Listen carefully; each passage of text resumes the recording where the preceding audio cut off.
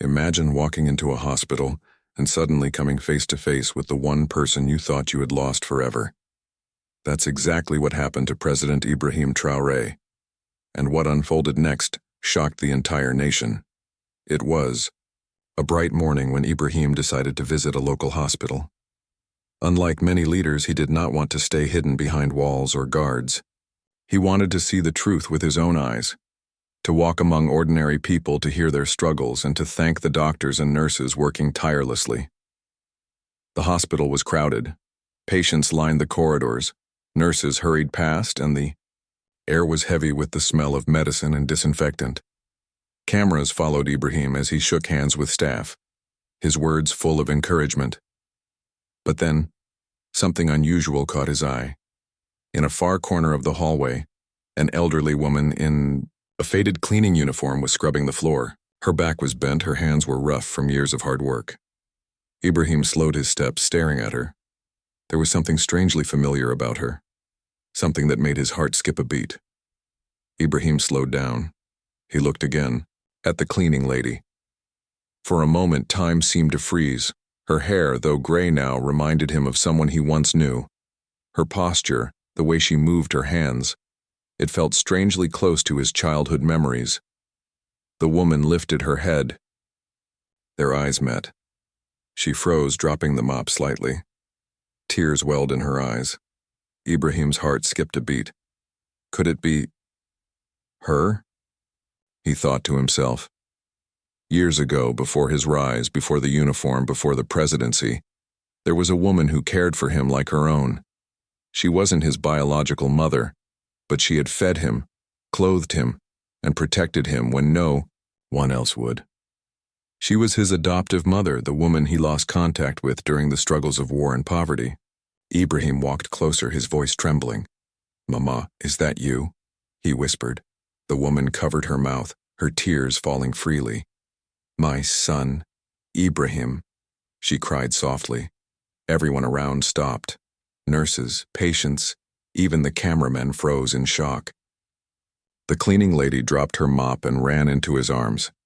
The president of a nation, strong, feared, and respected, now stood in the middle of a hospital corridor, hugging a woman dressed in an old cleaning uniform, both of them crying like children. The world outside may have seen Ibrahim as a soldier, a fighter, a leader. But in that moment he was just a son who had finally found his mother again. Ibrahim held her trembling hands tightly, as if afraid she would disappear again. His voice cracked with emotion.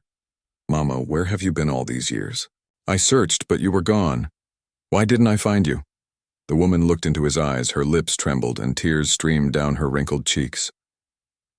"My son, life was harder than you can imagine," she whispered. "When the fighting broke out in our village, everything was destroyed. I lost my home, my family, and all I had. I carried only one thing with me, your memory. But I was weak. I had no money, no strength. People told me you were taken far away, that maybe you didn't survive. I refused to believe them." She paused, choking on her tears, then continued. "I worked in fields under the hot sun. I carried water for people. I washed clothes in strangers' homes. Every day I prayed, asking God just for one thing, that He would keep you alive. Eventually, I found this small job as a cleaner in this hospital. I earned just enough to eat one meal a day, but I survived because I believed one day I would see you again." Ibrahim's eyes filled with pain. The leader, the president, the strong soldier, now stood broken like a child. He whispered, "Mama, all these years I lived in palaces, traveled the world, gave speeches. Yet you were here, cleaning floors, suffering alone. My heart burns.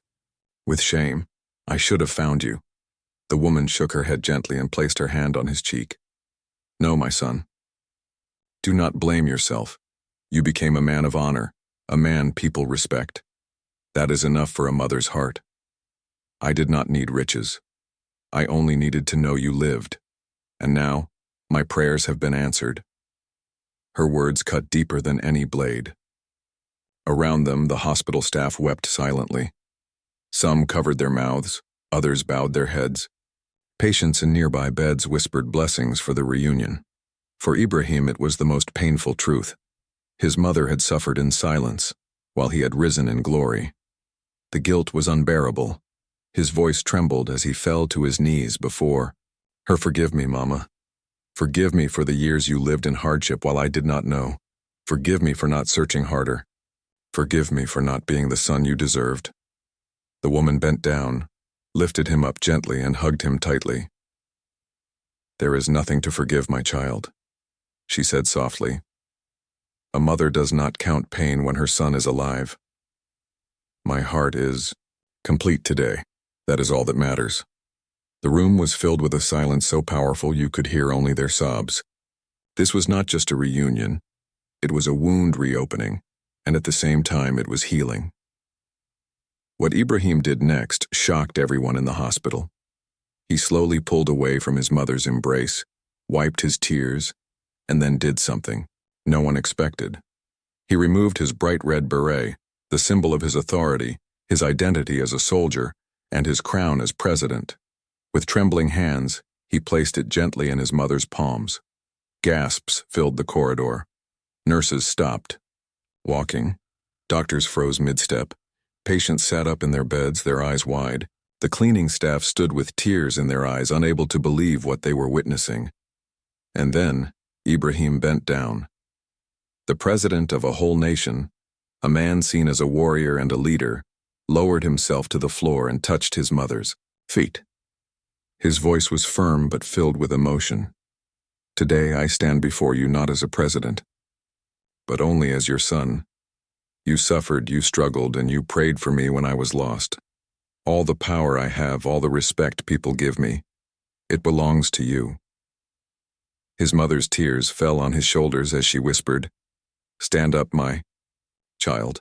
You are my pride already. Do not bow before me." But Ibrahim shook his head. "No, Mama. The world should see that before a man becomes great, he is always a son.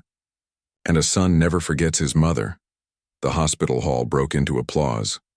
Many could not hold back their emotions. Some cried openly. Others prayed quietly, thanking God for this reunion. Then, standing tall again, Ibrahim turned to the hospital staff and declared, "From this moment forward, this woman will never work another day in her life. She is my mother. She will live with me. She will have every comfort, every care, every honor she deserves." He ordered the doctors to give her a full medical checkup, the best treatment, and anything she needed. Guards standing nearby immediately saluted her with deep respect. In that single moment, the atmosphere of the hospital changed completely. The once tired cleaner was no longer just a worker in an old uniform. She was now seen as the mother of a nation's leader, a woman who had raised a man of honor through nothing but love and sacrifice. And for Ibrahim, it was the proudest moment of his life, not as a president, but as a son who finally gave his mother the respect she deserved. That same evening, Ibrahim appeared on national television, but this time, he was not alone. Sitting right beside him was his mother, dressed in new clean clothes, her tired face now glowing with dignity and pride. Ibrahim looked directly into the cameras and spoke with a steady but emotional voice. "My people, today I want to share something not as your president, but as a son. Earlier this morning, I went to visit a hospital. There, I found a woman working as a cleaner, but she was not just any woman. She was my mother, the woman who once raised me, fed me, and prayed for me when I had nothing." He paused, his voice heavy with emotion. "Power, money, and titles mean nothing if we forget where we came from. My mother lived in pain and silence while I lived in comfort. But today I have been given a second chance. A chance to honor her, to thank her, and to remind all of you that our parents are the greatest treasure we can ever have." The nation listened in silence. Millions of people were moved to tears. Ibrahim's story became a lesson of love, humility, and gratitude. This was the emotional story of Ibrahim Traoré's hospital visit. And how he discovered the cleaning lady was none other than his long-lost adoptive mother. A story of love, sacrifice, and reunion. A story that teaches us that true greatness lies not in wealth or titles, but in remembering those who shaped us. What are your thoughts about this emotional reunion? And once again, let us know in the comments, from where are you watching this video? Don't forget to like, share, and subscribe for more inspiring stories. Until next time, stay blessed.